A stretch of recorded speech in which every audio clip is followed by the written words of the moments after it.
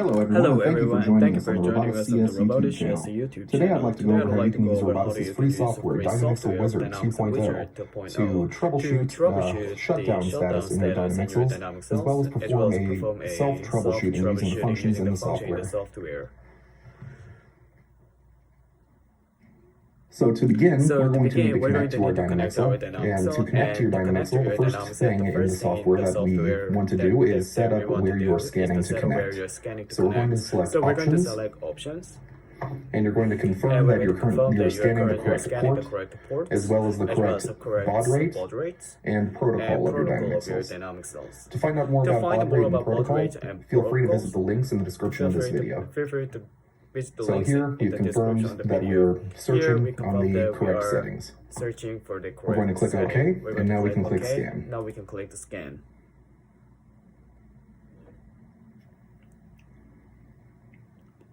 So here we can see we've detected one Dynamixel that we're going to troubleshoot today. This is the Dynamixel XL430. So here we can see when the Dynamixel has a issue that is causing it to shut down, you will normally see the shutdown code logged in the Dynamixel's firmware under a specific firmware address. So first, let's go over the criteria that allow Dynamixel to shut down. And when Dynamixel enters shutdown, what happens is the torque of the motor is disabled, so the motor is turned off to protect it from any dangerous situations, and the Dynamixel has to be rebooted before it can once again be operated. This allows users to fix any issues that might have been causing the shutdown and protects the hardware in the event of a dangerous situation. So on the shutdown firmware address, fix protected from any dangerous situation, allow Dynamixel to shut down. And when a Dynamixel enters shutdown, what happens is the torque of the motor is disabled, so the motor is turned off to protect it from any dangerous situations, and the Dynamixel has to be rebooted before it can once again be operated. This allows users to fix any issues that might have been causing the shutdown and protects the hardware in the event of a dangerous situation. Event of dangerous situations. So on the shutdown firmware address, we can see the different conditions that allow the Dynamixel to enter shutdown mode. So here we see a few different triggers that you can select or deselect. Generally, Robotics does not recommend turning off any shutdowns. This can void the warranty of your Dynamixel. But so here, we're going to move on from shutdown to the firmware address where the error code is actually stored. So to find the error code causing your shutdown, we're going to enter hardware error status. So here we can see this can void the warranty of your Dynamixel. This can void a warranty. This can void the warranty of your Dynamixel. But so here, we're going to move on from shutdown. We're going to move on from shutdown. We're going to move on from shutdown. We're going to move on from shutdown. We're going to move on from shutdown. We're going to move on from shutdown. The firmware address where the error code is. Move on from shutdown where the error code is actually stored. So to find the error code causing your shutdown, we're going to enter hardware error status. So here we can see hardware error status, and this is where the shutdown code that caused the shutdown is going to be recorded until the Dynamixel is rebooted.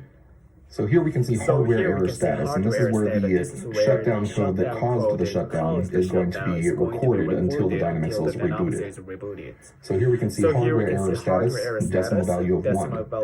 That corresponds to an input voltage error. So we know that currently the input voltage is the issue that we need to resolve with our Dynamixel. Is the issue causing the that corresponds to an input voltage error. So we know that currently the input voltage is the issue that we need to resolve with our Dynamixel. The input voltage error is the issue that we need to resolve with our Dynamixel.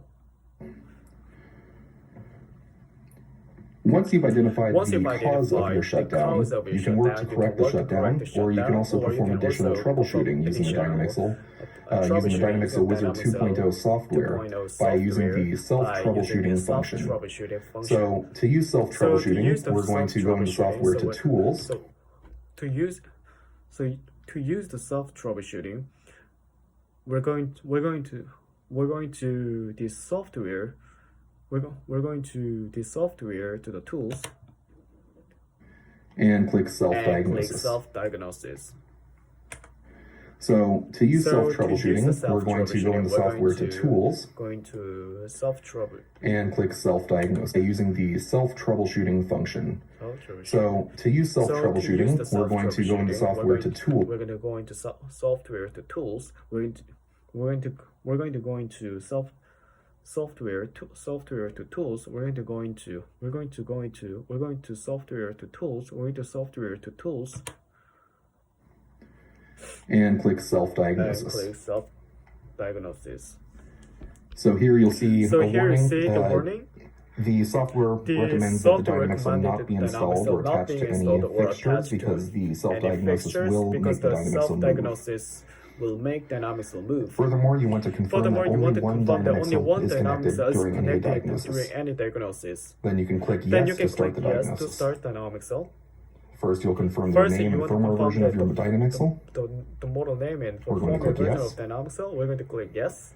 And here we can see the description of the hardware error status. So please correct any error if there is any before proceeding. Do you want to continue? Because we're not sure what the input voltage error is caused, we're going to say yes. Because we're not sure what the input voltage error is caused, we're going to click yes. It'll ask you to check the temperature of your environment. It'll ask you to check the temperature of your environment.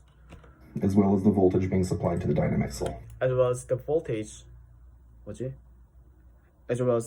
being supplied by Dynamixel. Now it's going to ask you whether the LED on the Dynamixel is blinking. It's going to be blinked. It's going to blink. Confirm that as well as the voltage being supplied to the Dynamixel. Now it's going to ask you whether the LED on the Dynamixel is blinking. Now it is going to ask you the LED on the Dynamixel is going to blinking. Confirm that on your model and then click yes.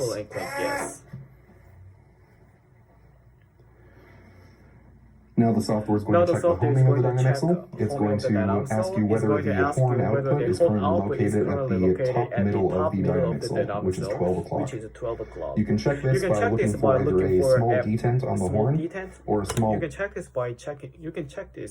by looking for a small detent on the Dynamixel or a small line on the edge of the Dynamixel, which is depending on whether the horn is metal or plastic. The edge of the horn, depending on whether the horn is metal or plastic. We're going to click yes. You can check this by looking for either a small detent on the horn. Ask you whether the horn output is currently located at the top middle of the Dynamixel, which is 12 o'clock. You can check this by looking for either a small detent. You can check this by looking for small detents on the horn, or a small line on the edge of the horn, depending on whether the horn is at the edge of the horn, depending on whether the horn is metal or plastic. Metal or plastic. We're going to click yes. And now the Dynamixel will be tested. And here, now that we've completed the self-diagnosis, we can see the results of the hardware diagnosis. It looks currently the velocities of hardware self-diagnosis.